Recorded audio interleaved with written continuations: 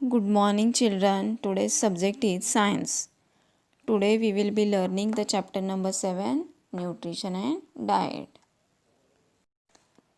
Can you recall which are the various groups of foodstuffs? Name the one you see in the pictures. Which main constituents of food do we get from them?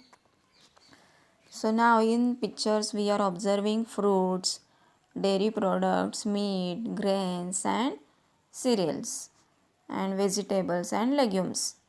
These are the various groups of foodstuff. And from these foodstuffs we get carbohydrates, proteins and fats. Okay.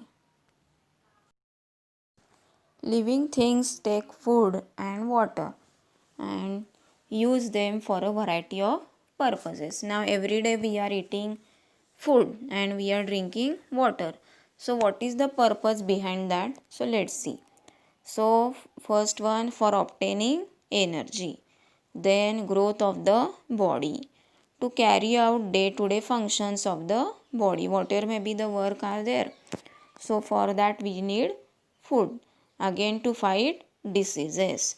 So all living things need food for their energy. So these are the purposes for which we are taking food and water every day. Now, nutrients and foodstuffs.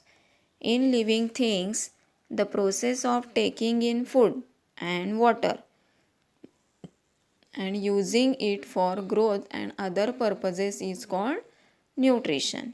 And the constituent of food useful for these purposes are called nutrients. There are 6 main nutrients in our food, that is carbohydrates, fats, proteins, fiber, vitamins and minerals. These nutrients are present in the different food items we eat in differing proportion. Differing means different proportions. So nutrients are compounds in food. And nutrition is the study of nutrients. So these all are the important nutrients which are required for our body. So let's see one by one. So the most important first nutrient is carbohydrates.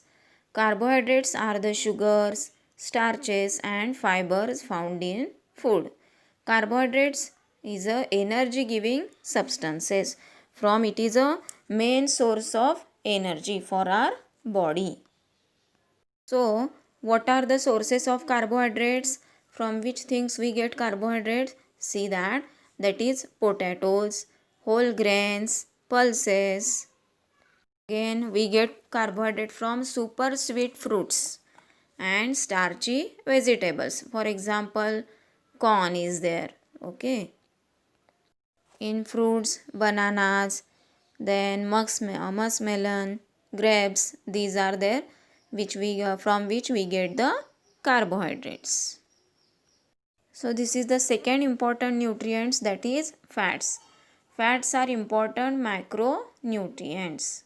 Higher amount of energy we get from fats. Okay. So their sources are animal origin and plant sources also there. So let's see the examples. The source for animal fats are butter, ghee and meat. And the source for vegetable fats are soya bean, sunflower, corn, peanut oil. So these oils. So from all these things we obtain a fats. So the next nutrients is proteins. Proteins are building blocks of a body. So these are very important.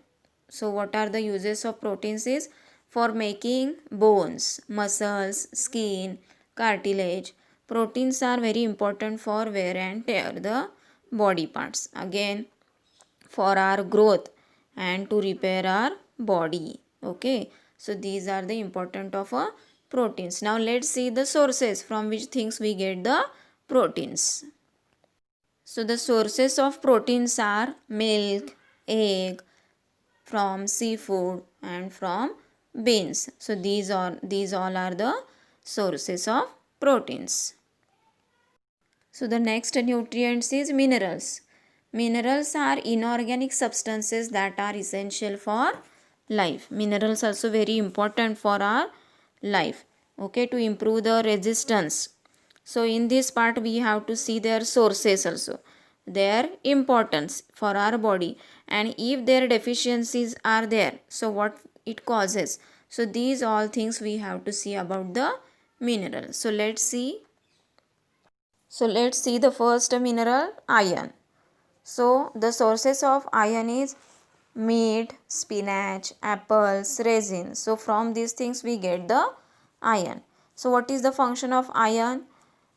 Iron carrying oxygen to all parts of the body, as iron is present in a blood. So it carrying oxygen to all parts of the body.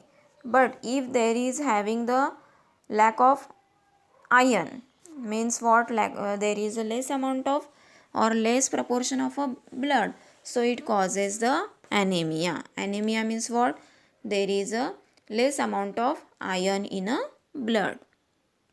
So the next mineral is calcium and phosphorus. So what are the sources for that? Milk, milk products, green vegetables, meat. From that we get the calcium and phosphorus. So what are the function for calcium and phosphorus? It strengthens the bones and teeth. Okay, calcium and phosphorus are important to make us strong our bones and teeth. But if there are the deficiency of calcium and phosphorus, so what will happen? We have to face the problem of bad teeth, brittle and weak bones. Okay, so these are the deficiency for calcium and phosphorus. Next nutrient is iodine. Next mineral is iodine. So what are the sources for iodine? Resins, beans, fish, seafood. From that we get the iodine. What are the function for iodine? Iodine controls growth and speed up chemical reaction in the body. Yes, iodine controls the growth, and whatever may be the chemical reactions occur in a body, to increase their speed. Okay, to increase their speed, iodine is required. Again, what are the deficiency for iodine? If there is a lack of iodine in our body, so what will happen? We have to face the problem for goiter. It is the name of the disease. Okay, it is the name of the disease which cause lacking of the iodine. Our next mineral is sodium and potassium. The sources for sodium and potassium are salt, cheese, leafy vegetables and fruits, and pulses. These are the sources for sodium and potassium. What are the function for that? It maintains the body water balance and functioning of the muscles and nervous system. So sodium and potassium is very important to maintain our water balance. Whatever may be the amount of water present in our body, to maintain it their proportion. Again, it is important for our nervous system also. What are the deficiency for sodium and potassium? If in our body there is a lack of sodium and potassium, it causes inefficiency of muscles. Inefficiency of muscles. Okay, so it having the bad strengthen of that muscles. So it causes the disease for muscles. The next nutrient is vitamin. So the detailed information about the vitamins we will see in a next part.